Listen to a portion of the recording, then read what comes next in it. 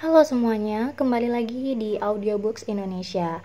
Audiobooks Indonesia kali ini akan membacakan novel yang berjudul Laut Bercerita karya Laila S. Chudori. Teruntuk teman-teman yang ingin memiliki versi bukunya, silakan dibeli di Gramedia atau toko buku terdekat. Ingat juga untuk klik subscribe dan komennya untuk mendukung channel ini agar terus berkembang. Akhirnya, selamat menikmati.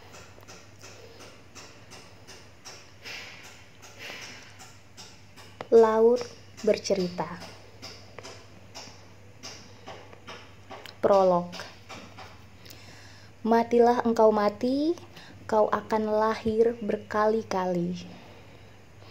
Sang penyair pernah menulis sebait puisi ini di atas secarik kertas lusuh. Saat itu dia masih berambut panjang, menggapai pundak dan bersuara parau karena banyak berorasi di hadapan buruh. Ia menyelipkannya ke dalam sebuah buku tulis bersampul hitam dan mengatakan, "Itulah hadiah darinya untuk ulang tahunku yang ke-25." Sembari mengepulkan asap rokoknya yang menggelung-gelung ke udara, dia mengatakan, "Aku harus selalu bangkit meski aku mati.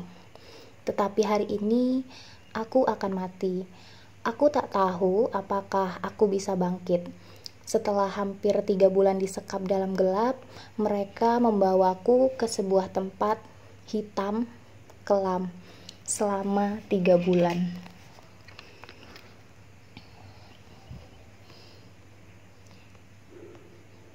Selama 3 bulan, mataku dibebat kain apak yang hanya sesekali dibuka saat aku berurusan dengan tinja dan kencing. Aku ingat pembicaraanku dengan sang penyair. Dia berkata bahwa dia tak takut pada gelap, karena dalam gelap ada terang dan ada gelap, ada perempuan dan ada lelaki. Gelap adalah bagian dari alam, kata sang penyair. Tetapi jangan sampai kita mencapai titik kelam, karena kelam adalah tanda kita sudah menyerah. Kelam adalah sebuah kepahitan, satu titik ketika kita merasa hidup tak bisa dipertahankan lagi. Aku tak tahu apakah saat ini aku sedang mengalami kegelapan atau kekelaman. Mataku dibebat, tanganku diborgol. Apakah ini gelap yang kelak menjadi pagi yang lamat-lamat mengurai cahaya matahari pagi? Atau gelap seperti sumur yang tak menjanjikan dasar? Selama sejam kami berputar-putar, aku sudah bisa menebak ada 4 lelaki yang mendampingiku. Setelah berbulan-bulan mereka sekap di tempat yang gelap, aku sudah mulai mengenal bau tubuh mereka. Satu lelaki menyetir yang jarang bersuara.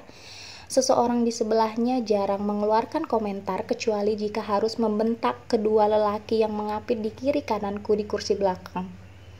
Dialah si mata merah, satu-satunya dari mereka yang pernah kulihat wajahnya dan ku kenali dari bau rokok kreteknya yang menghambur dari mulutnya.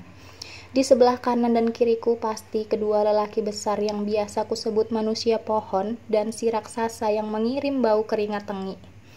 Inilah celakanya jika sejak kecil kita diajarkan menajamkan indera penciuman, karena ibu adalah seorang koki yang dahsyat. Dalam sekejap, aku bisa membedakan aroma tubuh satu orang dengan yang lainnya. Setelah lebih dari sejam kami berada di atas mobil dengan mata yang masih ditutup dan tangan terikat, akhirnya si manusia pohon menarikku keluar mobil dan bersama yang lain menggiringku ke sebuah tempat. Udara terbuka. Aku ditendang agar berjalan dengan lekas. Jalan semakin menanjak dan aku mendengar debur ombak yang pecah. Aku bisa mencium aroma asin laut di antara angin yang mengacak rambut. Sekali lagi, suara ombak yang deras itu pecah tak seirama. Di manakah aku? Apakah kami masih di wilayah Jakarta? Karena aku sering berhenti untuk mengira-ngira lokasi, sebuah tangan besar mendorong punggungku agar aku berjalan lebih cepat. Setelah berjalan cukup jauh, kini salah satu dari mereka berteriak agar aku menaiki sebuah speedboat. Bau asin laut kembali menusuk cuping hidungku. Kudengar seseorang menyalakan motor speedboat itu. Seseorang yang lain sekali lagi menendang punggungku agar aku berlutut. Sial. Perlahan aku mencoba duduk dan tampaknya mereka tak keberatan. Begitu saja perahu motor itu melaju. Meski wajahku masih tertutup karung, aku masih bisa merasakan cipratan air laut. Angin laut terasa menyelip di antara pori-pori kain karung yang menyelimuti mukaku yang penuh darah dan luka. Pedih luka bibir dan tulang hidungku yang patah semakin menggigit karena asin air laut. Tetapi angin yang menerpa itu terasa seperti sebuah pembebasan. Debar jantung semakin menggedor-gedor dada seolah ia siap mencelat keluar. Tetapi aku mencoba menghadapi suara permukaan laut yang dibelah perahu motor itu. Tak terlalu lama perahu motor terasa melambat. Mungkin kami sudah tiba di tempat tujuan, entah pulau apa, aku tak tahu. Aku dipaksa turun. Agak sulit berjalan di tepi tebing dengan kaki telanjang, sementara aku bisa mendengar suara ombak dari bawah sana. Sepasang kaki ini hanya setengah berfungsi karena selalu menjadi sasaran ditindas kaki meja atau ditendang hingga retak. Si perokok berteriak dengan suara parau agar aku berjalan dengan cepat. Perjalanan semakin menanjak. Rasanya kami menaiki sebuah bukit karang yang tak terlalu tinggi. Aku masih bisa mendengar bunyi ombak yang datang dan pergi. Deburan pertama, deburan kedua. Terdengar langkah sepatu Lars yang menginjak kerikil. Satu tangan yang besar membuka bebat kain penutup mataku dengan kasar. Dengan pandangan yang masih buram, mungkin terlalu lama menatap gelap, aku baru menyadari bahwa kami berdiri di atas bukit karang di tubir pantai. Ternyata matahari belum sepenuhnya turun. Jam berapakah kini? Sudah senjakah ini? Pukul 4? 5. Betapa kosong dan sunyi pulau ini. Kulihat serombongan burung belibis yang terbang rendah, mendekati dan mengusap permukaan laut. Kini aku mahfum. Mereka telah membawaku ke tepi pantai, ke tepi kematian. Matilah engkau mati. Kini mereka mengikat tanganku dengan bisi pemberat. Tangan kiri, lalu tangan kanan. Sesekali aku menggeliat, berusaha mencari celah dan kemungkinan meski akan berakhir sia-sia. Aku enggan memberikan tangan dan sengaja mengeraskan kepalku. Salah satu dari mereka menabuk mukaku. Ah, asinnya darah. Kau akan mati. Demikian kata si merah dengan semburan bau rokok. Tapi kau akan mati pelan-pelan. Mereka semua tertawa keras.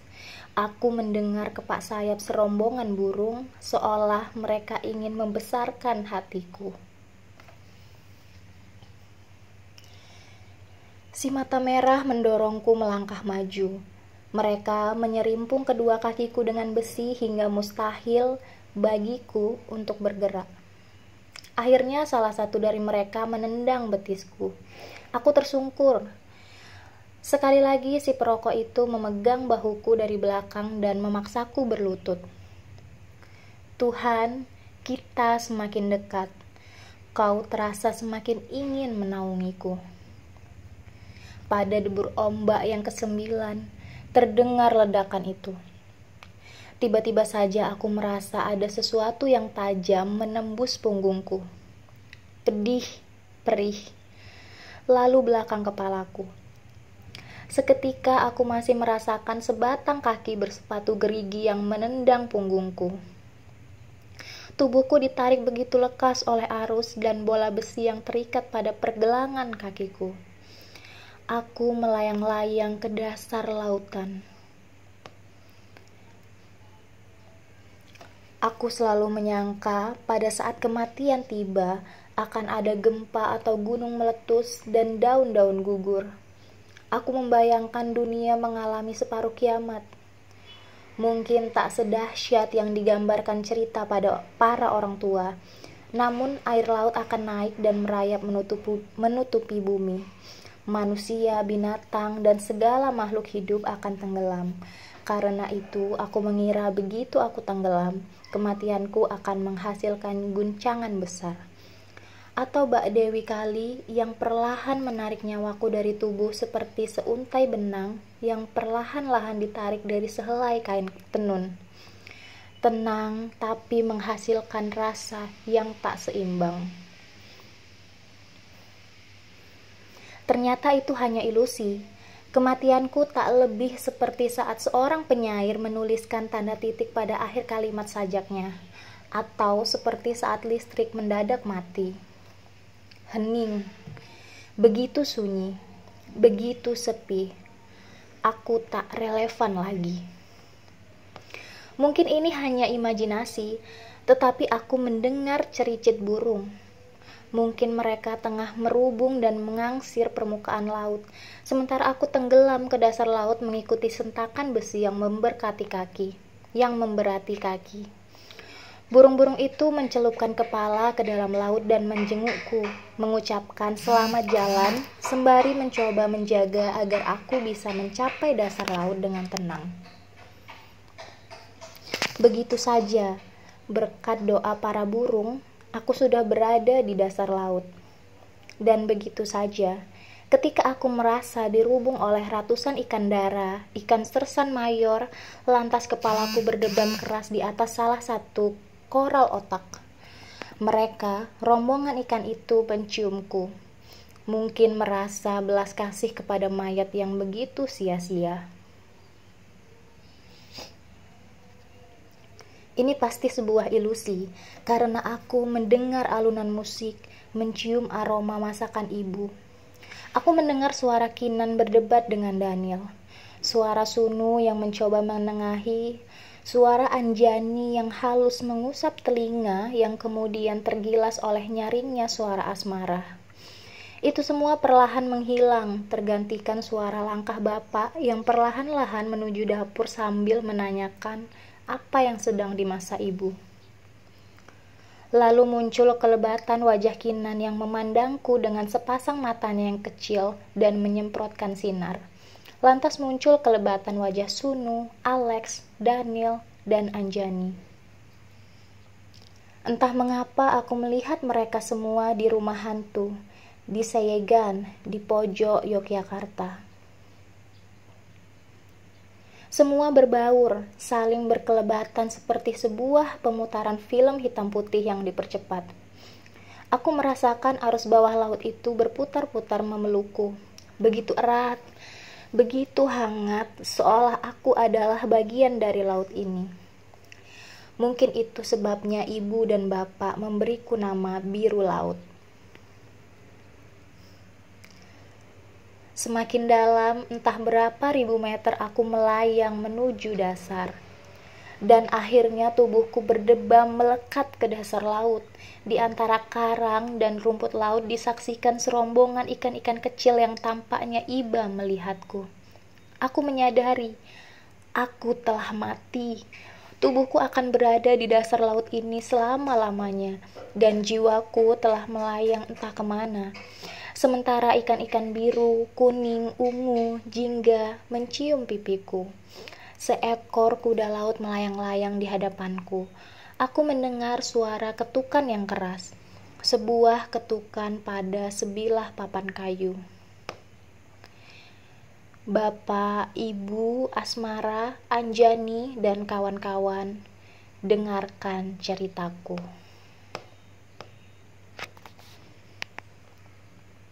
Satu, Biru Laut.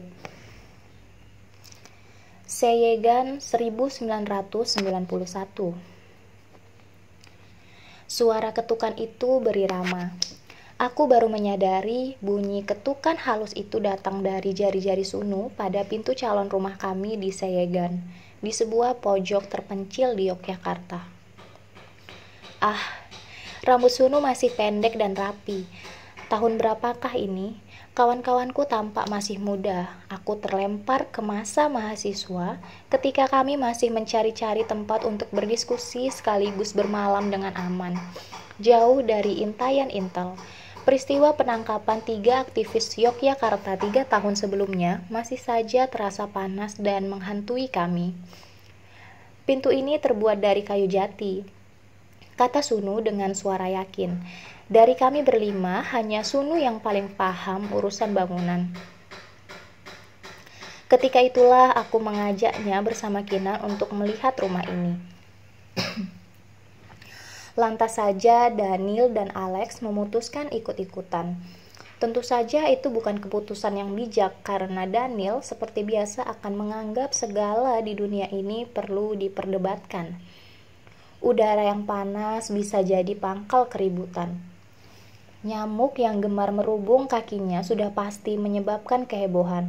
Mahasiswa yang tak pernah membaca puisi Rendra atau anak muda yang tak peduli dengan pemberangusan buku-buku yang dianggap kiri akan menghasilkan Daniel yang brutal menyerang si mahasiswa dungu dengan serangan verbal tak berkesudahan.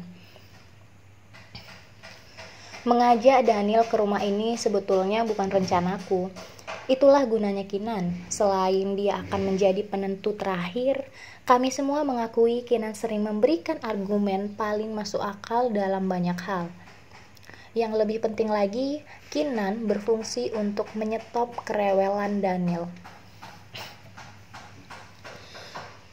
Beberapa detik setelah Sunu membuka pintu dengan kunci dari pemilik rumah, terdengar derit engsel yang sudah berkarat.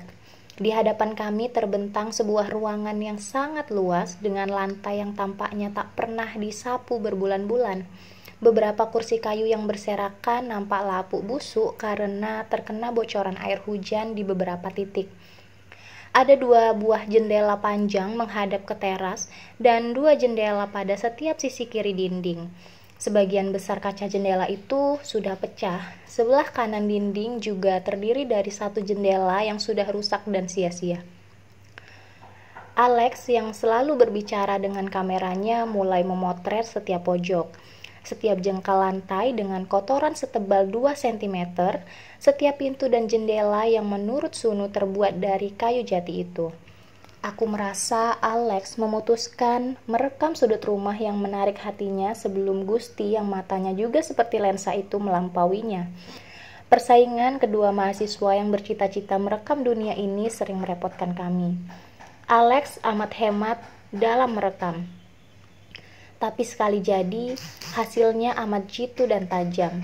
Jika Alex terlihat emosional hingga terekam pada foto-fotonya, sehingga aku cenderung lebih menyukai karyanya, maka Gusti yang pendiam itu mengirim rasa misteri, berjarak dan dingin terhadap subjek yang direkamnya.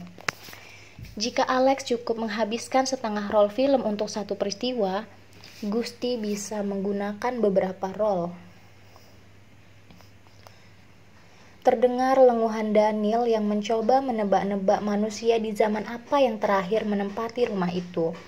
Mungkin zaman Belanda, katanya bersungut-sungut menjawab pertanyaannya sendiri. Atau mungkin zaman batu, demikian ia menambahkan. Kinan asyik mengamati tembok kotor yang sudah tak jelas warnanya, atau krem atau coklat jorok. Sunu bergumam, dan hanya aku yang bisa mengerti kata-kata yang dikeluarkan di antara sepasang bibirnya yang jarang bicara itu. Kita bisa berpatungan untuk membeli cat.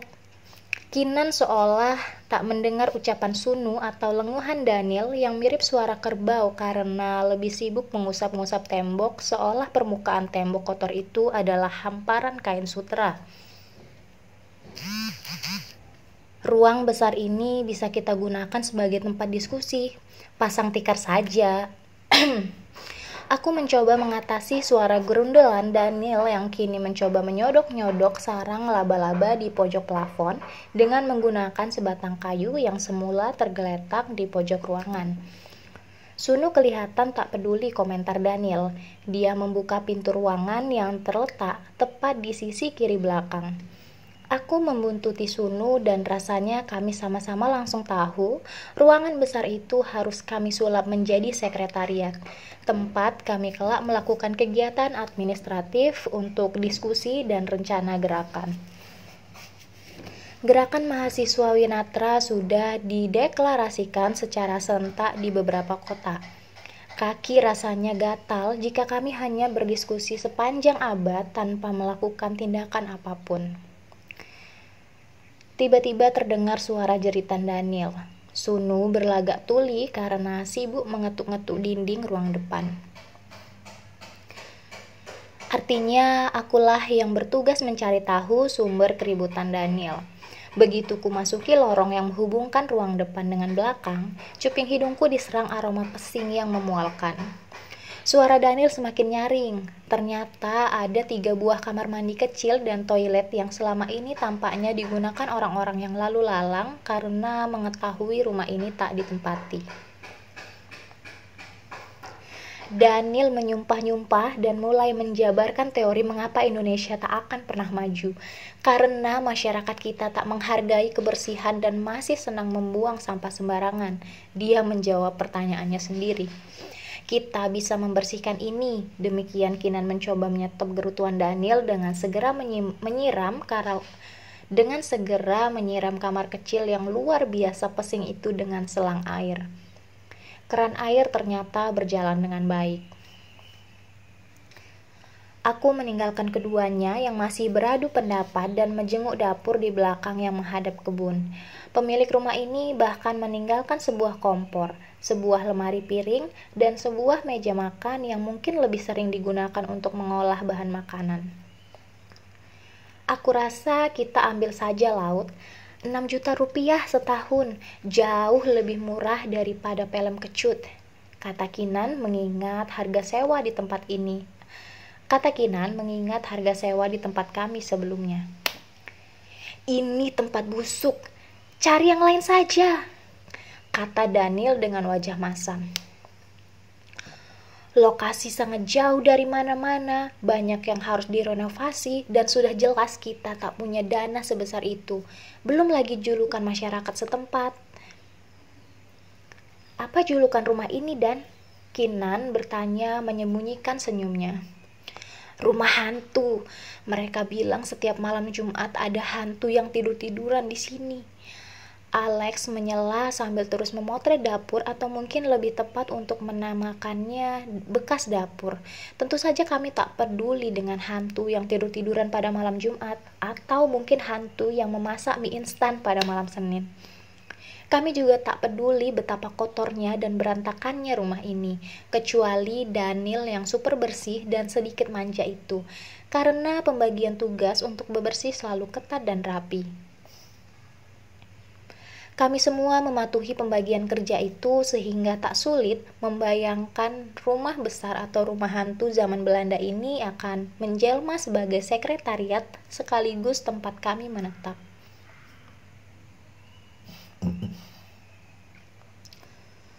Sunu sudah mulai mencatat apa saja yang perlu diperbaiki dan cukup hanya dicat atau dibersihkan. Jendela diberi kaca dan gorden belacu yang sangat-sangat murah. Kursi-kursi tamu dan beberapa meja kerja diperbaiki dan dipernis. Kamar harus disikat. Sunu memperhatikan sambungan listrik yang kelihatannya tak terlalu bermasalah. Kami hanya harus membeli bohlam lampu. Hanya kamar mandi dan dinding yang akan makan dana yang lebih tinggi, kata Sunu sambil memperhatikan tembok yang warnanya tak jelas itu. Kinan mengangguk-ngangguk. Kamar mandi, toilet, dan dapur Sunu. Soal tembok jangan beli cat dulu. Aku ada ide lain. Sunu menjauhi lenganku seolah aku adalah penerjemah ide Kinan. Aku mengangkat bahu karena sungguh tak tahu apa ide Kinan untuk membuat tembok jijik itu lebih menarik selain dicat.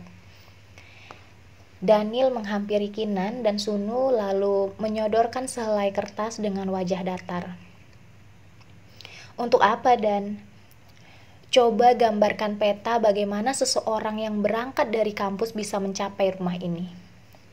Sebelum Kinan membuka mulutnya, Alex segera membalas dengan sigap lengkap dengan irama dan aksen Flores yang merdu.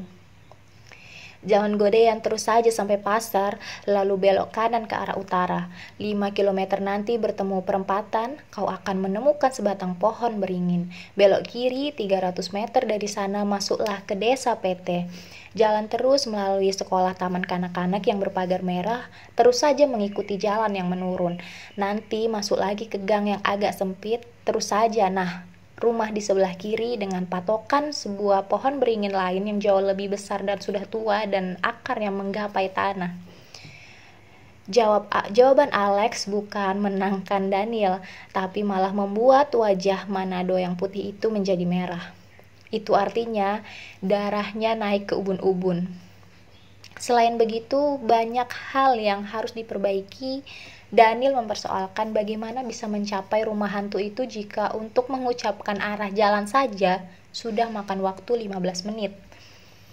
Bagaimana caranya kami mendapatkan dana untuk merenovasi dan mengecat serta memperbaiki kamar mandi yang berantakan itu?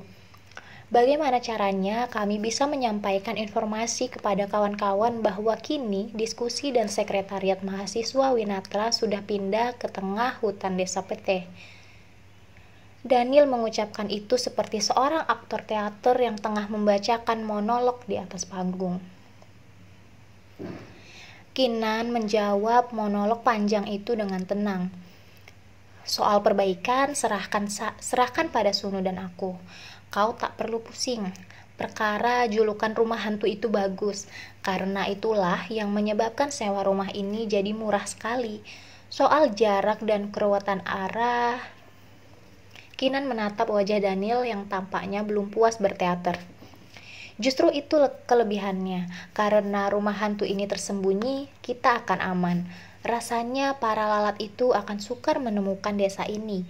Kita bebas mendiskusikan buku siapa saja, apakah karya Leklau atau Ben Anderson, atau bahkan novel karya Pak Pramudia akan menghirup udara merdeka di sini.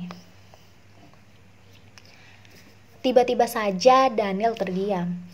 Segala monolog teater yang dipersiapkannya gugur seketika karena dia baru menyadari betapa jeniusnya Kinan. Peristiwa penangkapan para aktivis karena memiliki sejumlah buku terlarang termasuk karya Pramudia Anantatur yang terjadi 3 tahun lalu masih menghantui kami, terutama mahasiswa yang sangat suka membaca sastra atau buku-buku pemikiran kiri. Tentu saja lokasi Seyegan di desa PT Margodadi Godean ini adalah sebuah pilihan tepat. Lokasi rumah hantu ini terlalu gila, jauh dari tengah kota, dari kampus, atau sebutlah jauh dari peradaban. Namun di mata Kinan, ini sebuah lokasi yang strategis. Kami akan merasa aman melakukan berbagai kegiatan diskusi mahasiswa dan aktivis hingga persiapan pendampingan petani di beberapa daerah di Jawa Tengah dan Jawa Timur. Rupanya Daniel baru menyadari dengan terang benderang. Untuk dia segalanya harus diverbalisasi agar paham mengapa Kinan harus mengambil keputusan taktis itu. Meski kami pretensi menganggap semua keputusan diambil bersama-sama, sesungguhnya Kinan sering menjadi pengambil keputusan, dan kami membiarkannya karena berbagai alasan. Keputusan Kinan sering menyelesaikan silang pendapat antara Sunu dan Daniel, antara Alex dan Daniel, atau antara siapa saja melawan Daniel. Bagi kami, Kinan selalu berpikir realistis dan taktis. Selain itu, Kinan adalah senior kami. Usianya 2 tahun lebih tua daripada kami. Dialah jembatan kami kepada Arifin Bramantio, senior aktivis Wirasena yang menjadi induk Winatra. Sunu dan Daniel tentu saja mengenal Bram dari berbagai acara kegiatan pers mahasiswa beberapa tahun lalu ketika Bram masih rajin kuliah. Tetapi aku baru mengenal Bram secara dekat melalui Kinan. Aku mengenal Kasih Kinanti setahun lalu di kios Mas Yunus, langganan kami berbuat dosa. Di sanalah kawan-kawan sesama pers mahasiswa diam-diam menggandakan beberapa bab novel, Anak Semua Bangsa, dan berbagai buku terlarang lainnya. Seingatku, Kinan tengah membuat fotokopi buku-buku karya Ernesto Leklau dan Ralph Miliband yang akan menjadi bahan diskusi. Sebelumnya aku pernah bertemu Kinan sekilas di beberapa acara pers mahasiswa di kampus, tapi aku hanya mengenalnya sebagai Kasih Kinanti, dan ternyata dia juga sudah mengetahui namaku dari beberapa tulisanku di koran mahasiswa Aula Agung. Kinan, panggil aku Kinan saja, katanya dengan suara tegas ketika aku memanggilnya dengan nama lengkap. Aku tersenyum bergurau mengatakan bahwa itu mengingatkan aku pada tokoh Georgina dalam seri 5 sekawan yang lebih suka dipanggil George, atau tokoh Josephine dalam Little Woman yang ingin dipanggil Jo. Kinan hanya menghela napas, mungkin karena dia menganggap referensiku terlalu borjuasi atau terlalu klasik, atau sangat tidak relevan untuk masuk dalam pembicaraan kami. Aku heran melihat Kinan melakukan penggandaan pada mesin fotokopi itu tanpa bantuan, sementara Mas Yunus malah duduk merokok di pojok kios itu.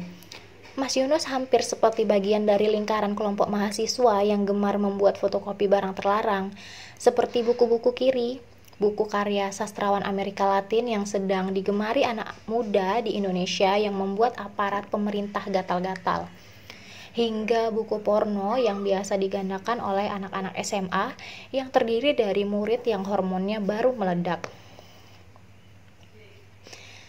Sengene pancen ditandangi dewe, kata Mas Yunus sambil menunjuk bagaimana Kinan mengukur kertas kosong agar penggandaan tidak miring dan terukur rapi. Aku mengangguk dan menanti. Dalam hidup, memang akan selalu ada sosok yang sangat ingin mengontrol segalanya, bahkan sampai ukuran kertas atau ketebalan tinta, dari pemilihan bentuk rumah hingga letak dapur dan kamar mandi. Sebelum berkenalan lebih jauh, aku sudah menduga Kinan pasti anak tertua di dalam keluarganya. Sambil duduk di sebelahnya, melihat sinar mesin fotokopi itu sesekali memberi nyala pada wajahnya, kami berbincang seperti kawan lama. Sama seperti aku, Kinan juga lahir dan besar di Solo. Bapaknya, Bambang Prasojo, adalah pegawai pegadaian yang setiap bulan Juni harus menghadapi para orang tua yang menggadaikan barang-barangnya. Karena itulah bulan-bulan gawat orang tua menghadapi grogotan tahun ajaran baru sekolah, seragam, buku, dan alat tulis. Dari sepeda motor hingga panci pressure cooker, kata Kinan sambil membereskan semua fotokopinya yang sudah selesai. Sambil membantuku membuat fotokopi anak semua bangsa, dia memutuskan menggandakan seluruh buku karya Pram itu sambil bercerita.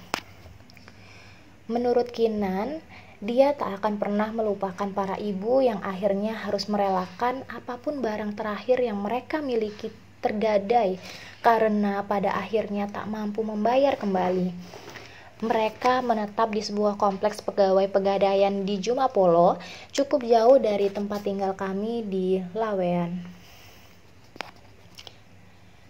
Sejak berusia dini, saya merasa ada problem besar dalam situasi sosial ekonomi, katanya dengan nada serius. Dia menceritakan sesungguhnya ibunya melahirkan 4 anak, tetapi adik bungsunya lahir meninggal dihajar demam berdarah ketika masih balita. Saat itu dia berusia 5 tahun dan mengenal kematian pada usia dini adalah sebuah luka yang sulit disembuhkan. Setelah remaja, Kinan menyimpulkan bahwa kematian anak-anak pasti salah satu problem negara berkembang. Setelah remaja, Kinan menyimpulkan bahwa kematian anak-anak pasti salah satu problem negara berkembang. Dan itu pula yang mendorong dia memutuskan memilih fakultas politik untuk melahap semua teori politik ekonomi yang barangkali bisa menjawab tanda tanya besar dalam dadanya. Sudahkah tanda tanyamu terjawab? Tanyaku. Kinan menggeleng. Tetapi dia mengaku hatinya terhibur ketika orang tuanya akhirnya siap memiliki anak lagi. Layang dan Seta, bayi kembar sehat yang berbeda 12 tahun dengan Kinan, menjadi pelipur hati akibat kehilangan adik bungsu. Fotokopi novel Anak Sebuah Bangsa selesai. Kami membungkusnya dengan koran berlapis-lapis.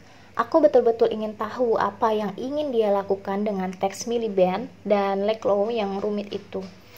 Kami akan mendiskusikan pemikiran mereka. Datanglah, Kinan tersenyum. Kamu di Persma kan? Akan kukabari kalau ada diskusi. Aku juga perlu fotokopi buku Pram yang ini. Kami baru punya Bumi Manusia. Karena peristiwa penangkapan para aktivis masih saja menggelayuti Yogyakarta, membawa fotokopi buku karya Pramoedya Anantatur sama saja dengan menenteng bom. Kami akan dianggap berbahaya dan pengkhianat bangsa. Kinan dan aku bersepakat membawa pulang fotokopi masing-masing ke tempat kos dan berjanji bertemu lagi besok siang sesudah kuliah pagi. Dia ingin membicarakan sesuatu denganku. Kinan menepati janjinya. Keesokan harinya, seusai kuliah sejarah sastra Inggris yang hampir selalu minim mahasiswa, kami bertemu lagi di warung Bu Retno di pinggir selokan Mataram. Aku senang sekali ketika Kinan mengusulkan warung ini karena situasi kantongku sedang nipis, dan Bu Retno selalu bersedia memotong satu dada ayam goreng dan lezat itu menjadi dua agar kami bisa membayar separuhnya saja. Aku juga senang karena Bu Retno selalu tampil rapi dengan kain dan kebaya bunga-bunga. Saat dia mengambilkan lauk, aku selalu bisa mencium wangi bedak mawar yang segar dan manis. Pada saat membayar, aku selalu berlama-lama agar ada alasan menghirup bau bedak itu. Kinan ternyata pemakan segala. Tanpa tendeng aling-aling, dia memesan nasi setinggi gunung, orak-arik tempe, urap, dan 2 macam sambal, hijau dan merah. Dan sebagai penutup, dia minta nasinya disiram kuah gulai ayam yang panas merekah. Begitu takjub aku melihat pesanannya karena belum pernah melihat perempuan yang menikmati nasi warung Tegal sebagaimana Asmara Jati menggauli makanan di hadapannya.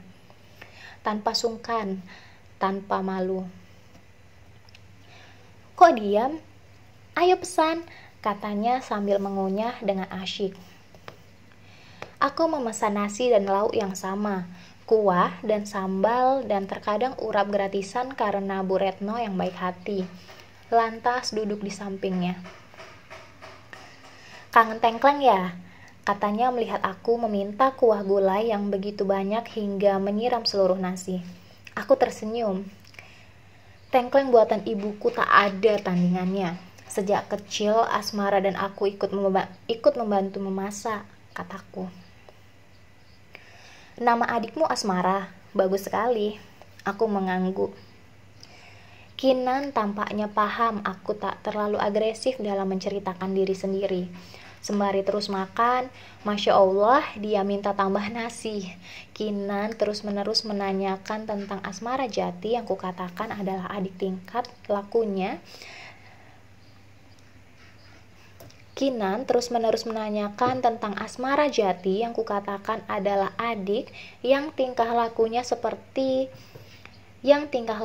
lebih seperti kakak karena dia lebih bawel dan lebih suka mengatur. Tak kusampaikan bahwa tingkah Kinan mengingatkan aku pada Asmara.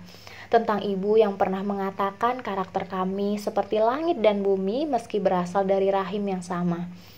Asmara jelas anak kota dan anak sekolahan yang tertib. Sementara aku, anak sembarangan yang entah kenapa selalu memperoleh angka tertinggi di kelas sejak sekolah dasar.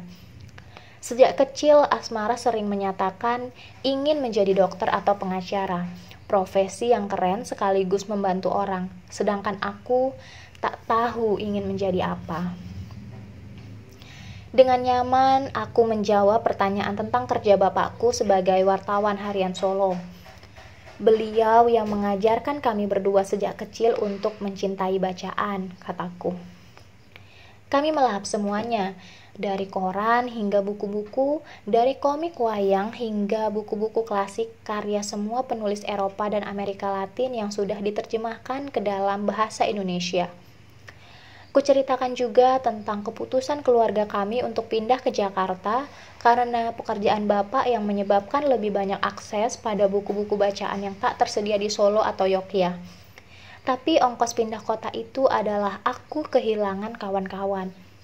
Aku juga mengakui kesenanganku bergumul dengan kata-kata. Menulis cerita, mengulik bahasa asing, dan akrab dengan karya sastra dimulai karena Bapak. Untuk kali pertama, aku menyaksikan pembacaan puisi Rendra di Taman Ismail Marzuki dan juga pertunjukan drama teater Koma. Mata Kinan terlihat bersinar-sinar mendengar ceritaku dan mengomentari bahwa ternyata aku bisa juga berbicara agak panjang. Dia bertanya tentang ibuku, apakah beliau bekerja kantoran atau mengurus rumah tangga. Aku menjawab bahwa ibuku sama seperti banyak ibu di Solo, melakukan keduanya. Mengurus kami sekaligus bekerja menerima pesanan catering. Ibu mengaku dia menerima pekerjaan catering hanya karena kami serumah memang gemar makan enak. Tapi setelah dewasa aku paham. Ibu ingin memiliki tabungan untuk ongkos sekolah kami. Gaji bapak sebagai wartawan terlalu minim. Aku mencoba menutup semua tanya jawab ini karena saat itu menyadari aku terlalu banyak bercerita tentang diri sendiri pada orang yang baru ku kenal. Kinan terlihat memahami keenggananku. Dengan luwes, dia bercerita bagaimana dia gemar makan di warung itu bukan hanya karena murah, tetapi juga karena menurut dia, sambal bawang dan sambal hijaunya adalah sambal terenak di seluruh dunia. Sambal buatan warung ini memang enak sekali, tetapi sambal buatan ibuku tetap yang terlezat. Tak kusadari, aku mulai lagi bercerita bagaimana ibu suka memetik buah cabai rawit dari kebun dan mencampurkannya dengan cabai besar, bawang putih, bawang merah, sedikit terasi Cirebon yang dibakar, dan 3 tetes minyak jelantah. Sambal Bu Retno juga asyik, tapi belum segila sambal buatan ibu. Kinan tampak menelan ludahnya ketika ku ceritakan proses pembuatan sambal ibu. Kelihatannya kami akan berkawan baik. Tanpa kusadari pula, ku ceritakan bahwa Asmara dan aku jadi pandai membuat sambal bawang dan beberapa masakan lainnya hanya karena kami senang makan bersama setiap hari Minggu. Tentu saja kebiasaan ini sudah mulai jarang dilakukan sejak aku kuliah di Yogyakarta. Kinan lantas bertanya satu pertanyaan yang menurutku paling penting dari seluruh pertemuan pertama ini. Sebuah pernyataan yang kelak kusadari menjadi titik perputaran hidupku, yaitu mengapa aku memilih kuliah di Yogyakarta dan bukan UNS. Semula, aku mencoba bergurau dengan mengatakan yang jelas, aku memilih Yogyakarta bukan karena kulinernya, karena makanan Solo atau Cirebon atau Jawa Barat jauh lebih cocok dengan lidahku yang tak terlalu suka masakan yang manis. Namun saat itu Kinan bertanya dengan mata yang berkilat menghujamku. Aku memutuskan menjawab dengan jujur bahwa aku ingin bertemu dan bertukar pikiran dengan anak muda Indonesia yang memilih berkumpul di UGM dan mengutarakan ide-ide besar. Kinan tertawa keras. Sebagian pengunjung warung memperhatikan kami. Kamu harus bisa membedakan mereka yang bermulut besar, omong besar dengan mereka yang memang serius ingin memperbaiki negeri ini, katanya sambil menyelesaikan suapan terakhir dan mengeluh bahwa dia masih lapar. Sungguh menakjubkan, bagaimana tubuh sekecil ini bisa menampung makanan sebanyak itu. Aku masih menikmati nasi urap dan sambal Bu Retno ketika Kinan melempar pertanyaan serius berikutnya. Apa yang ingin kulakukan di masa yang akan datang? Aku tertegun karena saat itu otakku hanya penuh dengan tugas esai bentuk realisme dalam karya-karya Inggris abad ke-19. Dan ada beberapa tugas linguistik yang sangat membosankan. Melihat aku terdiam, Kinan menyerbuku dengan serangkaian pertanyaan-pertanyaan sulit. Apa yang kubayangkan tentang Indonesia 10 tahun lagi? Apakah kita akan terus-menerus membiarkan rezim Soeharto berkuasa selama-lamanya? Atau apakah aku ingin berbuat sesuatu? Aku menganga mendengar pertanyaan sebesar itu. Aku mahasiswa semester 3 Fakultas Sastra Inggris, kataku agak gugup. Yang diam-diam membaca buku Pramodia bukan hanya karena estetika sastra, tetapi karena ada suara lain yang mendorongmu. Kinan memotong kalimatku. Mungkin karena aku ingin belajar menulis seperti beliau, seperti para penulis lainnya yang begitu fasih berekspresi. Jawabku perlahan. Laut, aku yakin suatu hari kau akan menjadi penulis besar. Kinan menatapku. Aku merasakan bagaimana jantungku seolah menggelepar. Beberapa tulisanmu kubaca dan untuk mahasiswa sepertimu, kamu menggali dengan dalam. Bahasamu tidak klise. Aku sangat yakin kamu bukan hanya ingin menulis tentang awan gemawan atau bulan sabit yang ditemani ranting di sebuah malam, kata Kinan. Dia menatapku. Sebagai seorang mahasiswa hijau, apa yang bisa kita lakukan untuk mengguncang sebuah rezim yang begitu kokoh berdiri selama puluhan tahun dengan fondasi militer yang sangat kuat dan ditopang dukungan kelas menengah dan kelas atas yang nyaman dengan berbagai lisensi dan keistimewaan yang dikucurkan oleh Orde Baru? Baru pertama kali aku bertanya dengan kalimat sepanjang itu. Kinan tersenyum dan menyuruh aku segera menyelesaikan makan siangku. Kau tahu apa yang terjadi saat aku masih mahasiswa hijau? Aku menggeleng dan aku yakin Kinan tak membutuhkan jawaban. Bram dan aku pernah ditahan bersama beberapa kawan lainnya ketika menemani warga Kedung Ombo yang bertahan di lokasi. Aku terdiam. Kini benar-benar berhenti mengunyah. Kinan bercerita bagaimana warga Kedung Ombo yang dijanjikan ganti rugi Rp30.000 per meter persegi dan ternyata mereka akhirnya hanya diberi Rp250 per meter persegi. Sebagian warga yang sudah putus asa menerima ganti rugi, tetapi sekitar 600 keluarga bertahan dan mengalami intimidasi. Kami mendampingi mereka yang bertahan, ikut membantu membangun kelas darurat untuk anak-anak dan rakit untuk transportasi. Lalu, apa alasan mereka menangkap kalian? Alasan menahan dan menyiksa tak pernah penting di mata mereka, Laut. Warung Bu Retno sudah agak sepi. Hanya kami berdua dan seorang mahasiswa yang baru saja masuk dan duduk di pojok. Hanya beberapa pekan setelah kegiatan itu kami ditahan. Sekitar 7 orang. Satu persatu diinterogasi dan ditempeleng, disiram air, ditelanjangi. Aku tercekat. Kau juga? Mira dan aku digarap aparat perempuan. Kami tidak sampai ditelanjangi, tapi mereka berteriak-teriak tepat di telinga kami, menanyakan siapa pimpinan kami, siapa yang menghasut penduduk untuk melawan. Demikian bahasa aparat, kata Kinan. Aku tak bisa berkata apa-apa sampai teringat sesuatu. Aku teringat sebuah esai foto majalah Tera. Kinan diam menatap mataku. Foto pertama dalam serial itu adalah sebuah tangan yang menunjuk ke suatu arah. Foto kedua penduduk Kedung Ombo. Foto-foto itu hingga kini menggangguku.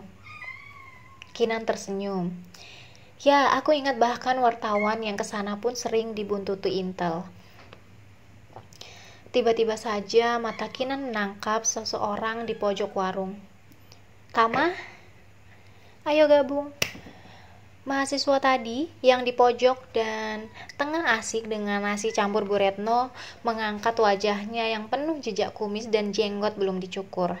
Dia mengucapkan hai dengan mulut penuh dan mengangkat tangannya. Itu Naratama, seangkatanku di FISIP. Jarang kuliah, lebih banyak warawiri di Gang Rode bersama yang lain. Kinan menjelaskan. Aku mengangguk kepada Tama dari jauh dan dia membalasnya dengan senyum. Kinan menepuk bahuku. Ayo, selesaikan makan siangmu. Aku ingin memperkenalkanmu pada seseorang.